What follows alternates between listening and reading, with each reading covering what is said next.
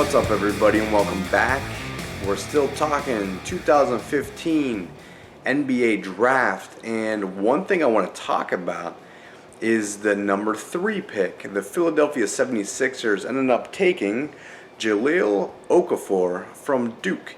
Now, Okafor is a center. He's 6'11", just declared for the draft, just got picked number 3 by Philadelphia, but the only problem is, in case we don't all remember, what about Joel Embiid? If you don't remember, last year Embiid was taken, I believe, with the number 2 pick right behind Andrew Wiggins by the 76ers. Both play the same position. Now, Embiid has been out because he's been injured.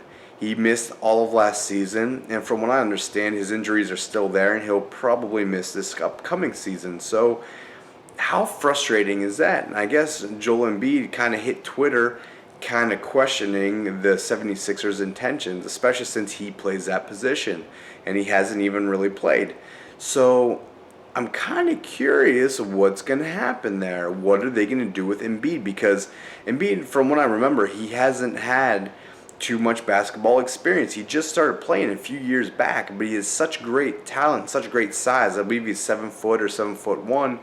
He has such great athleticism that he could potentially have this great NBA career if he stays healthy. However, when you're drafting somebody else that plays his position who's healthy right now, what does that say to your guy, and what does that say to your team? So I couldn't help in my mind make comparisons to Greg Oden. If anybody remembers Greg Oden, he was the center for Ohio State a few seasons back. Well, I guess it's more than a few seasons now. And it's probably 2007 or something like that. And he played, I believe, in a national title game and lost against Florida, if I'm thinking that right. Mike Connolly was the point guard in that game. But I found it interesting because I ended up looking up Greg Oden's stats, because I remember he was so injured he never ever played.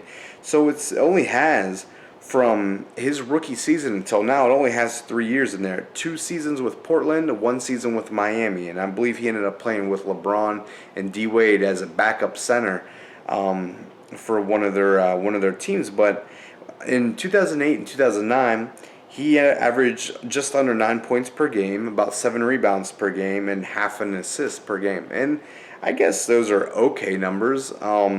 7 rebounds is okay. I mean, if you're a rookie or something like that. But then in 2009, 2010, he averaged 11.1 points, 8.5 points, or rebounds. So he bumped his stats up a little bit. But then that was in 2009, 2010, but he didn't come back until 2013 and 2014, in which he played for Miami and had 2.9 points and 2.3 rebounds a game. That is terrible. He was so big, so dominant, and so strong.